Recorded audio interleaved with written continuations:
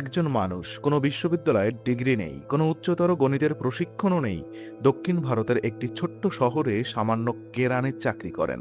মাসিক বেতন মাত্র 25 রুপি। তিনি কাগজে কাগজে গণিতের সূত্র লেখেন, এমন সূত্র যা পৃথিবীর কোনো পাঠ্যপুস্তকে নেই, এমন সমীকরণ যা পৃথিবীর সেরা গণিতবিদরাও কখনো ভাবেননি। এবং যখন জিজ্ঞেস করা হয় এই সূত্রগুলো কোথা থেকে পান, তিনি বলেন দেবী নামগিরি স্বপ্নে দিয়ে যান।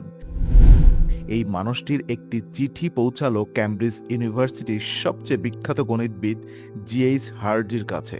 হার্ডি চিঠি খুললেন, পড়লেন, থমকে গেলেন এবং তার সহকর্মীকে বললেন, এই চিঠি হয় একটি অসাধারণ প্রতিভার, নয়তো একটি পাগলের। কিন্তু সূত্রগুলো যাচাই করার পর হার্ডি বললেন, এই মানুষ নিউটনের সমতুল্য। এই মানুষটির নাম শ্রীনিবাস রামানুজন এবং তার গল্প গণিতের ইতিহাসে সবচেয়ে অবিশ্বাস্য, সবচেয়ে রহস্যময় এবং সবচেয়ে হৃদয় বিদারক। আজকের বিং ইনসাইডে আমরা সেই গল্প বলবো যেখানে ঈশ্বর এবং বিজ্ঞান, প্রতিভা এবং দারিদ্র্য, পূর্ব এবং পশ্চিম সবকিছু একটি মানুষের জীবনে এসে মিলেছে। শ্রীনিবাস রামানুজন জন্মগ্রহণ করেছিলেন 1887 সালের 22 ডিসেম্বর তামিলনাড়ুর ইরোড শহরে একটি অত্যন্ত সাধারণ ব্রাহ্মণ পরিবারে। বাবা ছিলেন কাপড়ের দোকানের সামান্য কেরানি, মা ছিলেন গৃহিণী, গভীরভাবে ধার্মিক। পরিবারের আর্থিক অবস্থা এতটাই সংকটে ছিল যে শিশু রামানুজনকে প্রায়ই অনাহারে থাকতে হতো। কিন্তু এই শিশুটির মাথায় যা ছিল তা পৃথিবীতে বিরল। মাত্র 5 বছর বয়সে গণিতে অসাধারণ দক্ষতা। স্কুলে যখন শিক্ষক সংখ্যার ধারণা শেখাচ্ছেন, রামানুজন সেই ধারণার বাহিরে চলে যাচ্ছেন। 11 বছর বয়সে তিনি কলেজের ছাত্রদের গণিত শেখাতেন। শিক্ষকরা বুঝতেন না এই শিশু কোথা থেকে এই জ্ঞান পাচ্ছেন, এবং রামানুজন নিজেও ঠিক করে বলতে পারতেন না। তিনি শুধু বলতেন গণিতের সত্যগুলো তার কাছে যেন এমনি আসে, বাইরে থেকে, অন্য কোথাও থেকে। তো রামানুজনের জীবনে একটি বই এসেছিল যা সব বদলে দিয়েছিল। 1903 সালে বইটির নাম a synopsis of elementary result in pure and applied mathematics, লেখক জিএস কার্স। বইটি ছিল প্রায় 5,000 গণিতের সূত্র, কোনো প্রমাণ ছাড়া, শুধু সূত্র। সাধারণ মানুষের কাছে এই বইটি হয়তো অর্থহীন মনে হতো, কিন্তু রামানুজনের কাছে এই বইটা ছিল একটি দরজার মতো, যে দরজা খুলে গেলে অনন্ত এক জগৎ। তিনি প্রতিটি সূত্রের প্রমাণ নিজে বের করতে শুরু করলেন, এবং শুধু প্রমাণ নয়, প্রতিটি সূত্রের সাথে তিনি আরো অনেক নতুন সূত্র খুঁজে পেতে লাগলেন, যা কারের বইতে ছিল না, যা কোথাও লেখা ছিল না। আর এই বইটা রামানুজনকে গণিতের পথ দেখিয়েছিলেন। কিন্তু একই সাথে এই বইটা তার ক্যারিয়ারের ক্ষতিও করেছিল, কারণ এত গণিতে মগ্ন থাকায় তিনি অন্য সব বিষয়ে ব্যর্থ হলেন। পরীক্ষায় উত্তীর্ণ হতে পারলেন না, বৃত্তি হারালেন। এবং কলেজ ছাড়ার পর রামানুজনের জীবনে এলো ভয়ঙ্কর দারিদ্র্য। কোনো চাকরি নেই, কোনো আয় নেই, পরিবারের দায়িত্ব, কিন্তু গণিতের নেশা যায় না। যখন খাবার ছিল না, তখনও তিনি গণিত করতেন, স্লেটে, কাগজে, যেখানে সুযোগ পেতেন। আর এই সময়ে তার কাছে যে নোটবুক ছিল, সেই নোটবুকে হাজার হাজার গণিতের সূত্র। কোনো প্রমাণ নেই, শুধু সূত্র, যেন কেউ ডিকটেশন দিচ্ছে এবং তিনি লিখে যাচ্ছেন। পরে গণিতবিদরা এই নোটবুকগুলো নিয়ে দশকের পর দশক গবেষণা করেছেন, প্রতিটি সূত্র পরীক্ষা করেছেন, এবং প্রায় প্রতিটি সূত্রই সত্য বলে প্রমাণ হয়েছে। তো কিভাবে সম্ভব হলো এটা? একজন অপ্রশিক্ষিত মানুষ কিভাবে এত নির্ভুল সূত্র লিখতে পারেন? এই প্রশ্নের উত্তর আজও সম্পূর্ণভাবে জানা নেই। রামানুজনের সবচেয়ে রহস্যময় দাবি ছিল যে তিনি তার সূত্রগুলো স্বপ্নে পেতেন, বিশেষত কুলদেবী নামগিরি দেবীর কাছ থেকে। তিনি বলতেন রাতে ঘুমের মধ্যে দেবী তার সামনে আসতেন এবং সূত্রগুলো দিয়ে যেতেন। সকালে উঠেই তিনি সেই সূত্রগুলো লিখে রাখতেন। এই দাবিটা নিয়ে দুটো দৃষ্টিভঙ্গি আছে। ধর্মীয় দৃষ্টিভঙ্গি থেকে দেখলে এটা ঐশ্বরিক অনুগ্রহ, ঈশ্বর একজন বিশেষ মানুষকে বিশেষ জ্ঞান দিয়েছেন। আর বৈজ্ঞানিক দৃষ্টিভঙ্গি থেকে দেখলে এটা মস্তিষ্কের একটি বিশেষ ক্রিয়া। ঘুম, এবং জাগার মাঝে অবস্থায় মস্তিষ্ক অনেক সময় অচেতন স্তরে যে চিন্তা প্রক্রিয়া করে তা চেতনে উঠে আসে। অনেক বিজ্ঞানী এবং গণিতবিদ স্বপ্নে বা ঘুমের আধা জাগ্রত অবস্থায় সমাধান পেয়েছেন। অগস্টো কেকুলি বেনজিরের গোলাকার গঠন স্বপ্নে দেখেছিলেন। দিমিত্রি মেদভেদেব পিরিয়ডিক টেবিল স্বপ্নে দেখেছিলেন।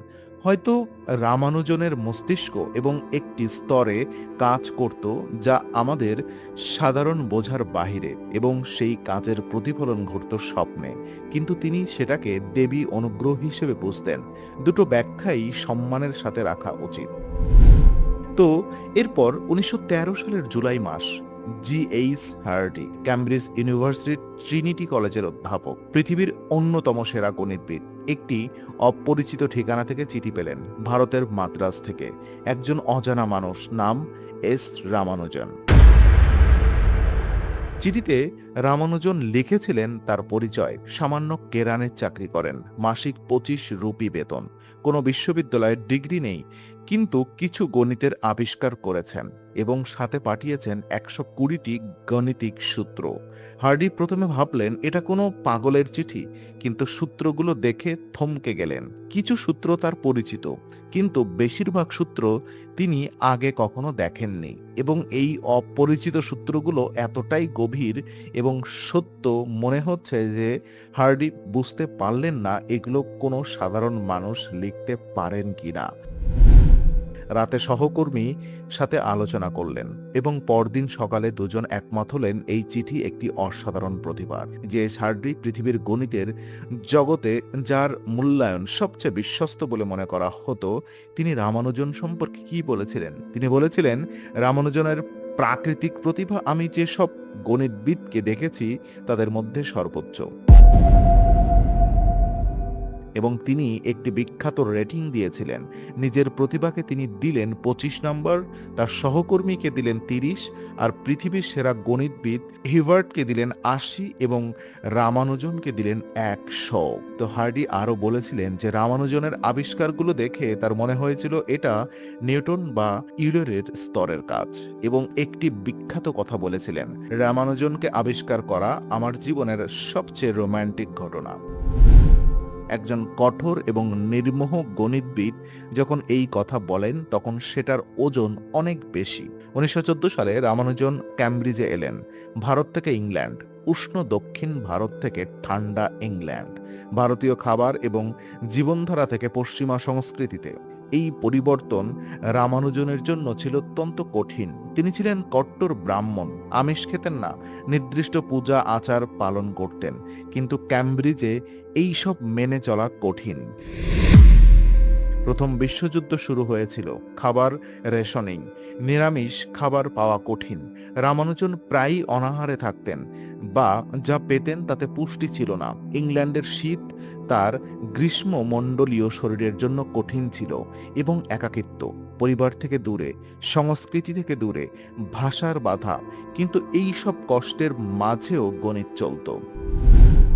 রামানুজন এবং হার্ডি একসাথে কাজ করতেন, এবং সেই কাজ থেকে জন্ম নিল গণিতের অসাধারণ সব আবিষ্কার। রামানুজনের গণিতে প্রকৃত অবদান কি তাহলে? সাধারণ মানুষের ভাষায় বলার চেষ্টা করা যাক। যেমন প্রথমত, ইনফাইনিটি সিরিজ। রামানুজন অসীম ধারা নিয়ে অসাধারণ কাজ করেছেন। তার একটি বিখ্যাত সূত্রে তিনি পিআই এর মান বের করেছেন, এবং পদ্ধতিতে যা আগে কেউ ভাবেনি, এবং এই পদ্ধতি আজ কম্পিউটার পিআই এর মান হিসেবে।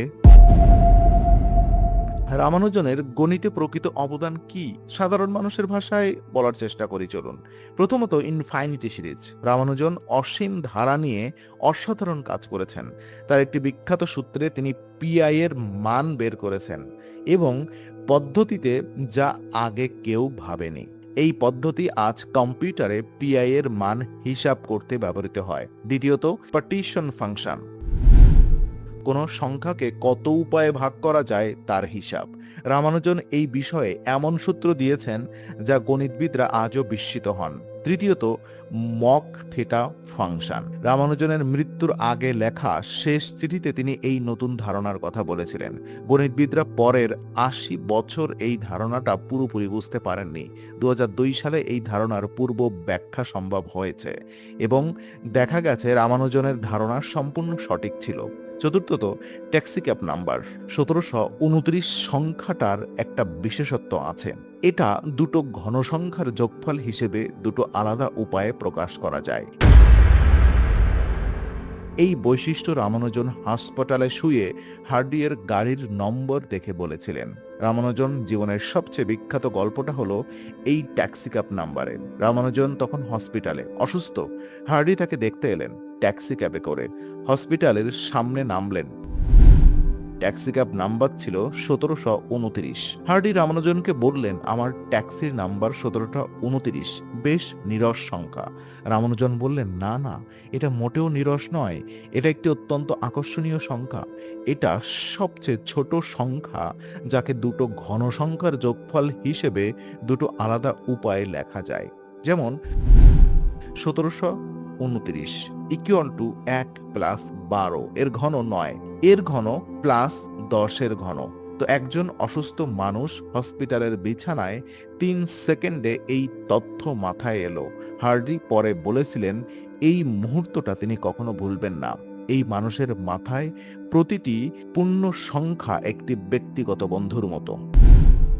ক্যামব্রিজে রামানুজনের স্বাস্থ্য ভাঙতে শুরু করলো। খাদ্যের অভাব, শীতের প্রকোপ, একাকিত্ব এবং অবিরাম মানসিক পরিশ্রম, এই সব মিলিয়ে তার শরীর ভেঙে পড়ল, যক্ষ্মা ধরা পড়ল। ১৯১৯ সালে রামানুজন ভারতে ফিরলেন, অসুস্থ, দুর্বল, কিন্তু গণিত থামল না। ফেরার পথে, হসপিটালে, বাড়িতে, সব জায়গায় তিনি লিখে যাচ্ছেন। সেই শেষ নোটবুক, যাকে গণিতবিদরা লস্ট নোটবুক বলেন, এই নোটবুকে আছে মক থিটা ফাংশন সহ অসাধারণ সব আবিষ্কার। ১৯২০ সালের ২৬ এপ্রিল মাত্র ৩২ বছর বয়সে শ্রীনিবাস রামানুজন মারা গেলেন, ভারতের সবচেয়ে অদ্ভুত এবং অসাধারণ প্রতিভা চলে গেলেন অনেক অনেক কাজ অসম্পূর্ণ রেখে। রামানুজনের মৃত্যুর পরে তার নোটবুকগুলো নিয়ে গবেষণা শুরু হলো এবং গণিতবিদরা অবাক হয়ে থাকলেন, কারণ রামানুজন শুধু সূত্র লিখেছিলেন, প্রমাণ ছিল না, এবং এই প্রমাণগুলো খুঁজে বের করতে দশকের পর দশক লেগে গেল। ব্রুস ব্রান্ড নামক আমেরিকার গণিতবিদ তার সারা জীবন রামানুজনের নোটবুকের সূত্রগুলো প্রমাণ করতে ব্যয় করেছেন এবং প্রায় প্রতিটি সূত্র সত্য বলে প্রমাণিত হয়েছে। রামানুজনের কাজ আজ ব্যবহৃত হচ্ছে স্ট্রিং থিওরিতে, ব্ল্যাক হোলের গণনায়, ক্রিপ্টোগ্রাফিতে, কম্পিউটারে। একজন মানুষ যিনি ১০০ বছর আগে বিদ্যুৎহীন একটি ঘরে বসে গণিত করতেন, তার সূত্র আজ মহাকাশ গবেষণায় ব্যবহৃত হচ্ছে। এটা অলৌকিক না হলে কি? তো রামানুজনের গল্পে হার্ডির ভূমিকা অনন্য। তিনি রামানুজনকে আবিষ্কার করেছিলেন, তার প্রতিভাকে পৃথিবীর সামনে তুলে ধরেছিলেন, কিন্তু হার্ডির মনে একটি গভীর অনুশোচনা ছিল। তিনি বলেছিলেন, আমি যদি রামানুজনকে আরো ভালোভাবে বুঝতাম, যদি তার স্বাস্থ্যের যত্ন নিতাম, যদি তাকে ঠিকঠাক পুষ্টিকর খাবার নিশ্চিত করতাম, তাহলে তিনি হয়তো আরো দীর্ঘজীবী হতেন। হার্ডি তার বিখ্যাত বই এ ম্যাথমেটিক্যালস অ্যাপোলজিতে রামানুজনের কথা বলেছেন এবং বলেছেন যে রামানুজনকে আবিষ্কার করা তার জীবনের সবচেয়ে গুরুত্বপূর্ণ কাজ। যদি হার্ডি নিজে কোনো মহান গণিত নাও করতেন, শুধু রামানুজনকে আবিষ্কার করার জন্যই তার নাম ইতিহাসে থাকত। এই কথাটা রামানুজনের মহত্ব বলে দেয়। তো একটি সাধারণ পরিবার, কোনো ডিগ্রি নেই, কোনো প্রশিক্ষণ নেই, মাত্র ২৫ রুপির চাকরি, কিন্তু মাথায় এমন কিছু যা পৃথিবীতে বিরল। রামানুজন বলতেন, দেবী নামগিরি তাকে ভালোবাসেন। হার্ডি বলতেন, এটা মানব মস্তিষ্কের অলৌকিকতা। কিন্তু শেষ পর্যন্ত যা মনে থাকে তা এই নয় যে সূত্রগুলো কোথা থেকে এসেছিল। যা মনে থাকে তা হলো মাত্র ৩২ বছরের একটি জীবনে একজন মানুষ এমন কিছু করে গেছেন যা ১০০ বছর পরেও গণিতবিদরা সম্পূর্ণ বুঝতে পারেননি। বিং ইনসাইট একটি কথা বলতে চায়, রামানুজনের গল্প শুধু একটি প্রতিভার গল্প নয়, এটা একটি প্রশ্নের গল্প। মানব মস্তিষ্কের সম্ভাবনা কতটুকু, আমরা কতটা জানি আর কতটা জানি না, এবং এই মহাবিশ্বের গাণিতিক সত্যগুলো কি আমাদের আবিষ্কারের অপেক্ষায় আছে, নাকি আমরা সেই সত্যগুলো উদ্ভাবন করি? রামানুজনের জীবন এই প্রশ্নের সহজ উত্তর দেয় না, বরং প্রশ্নটাকে আরো গভীর করে, এবং সেই গভীরতাই তার সবচেয়ে বড় উত্তরাধিকার। বিং ইনসাইট, সত্যের সন্ধানে।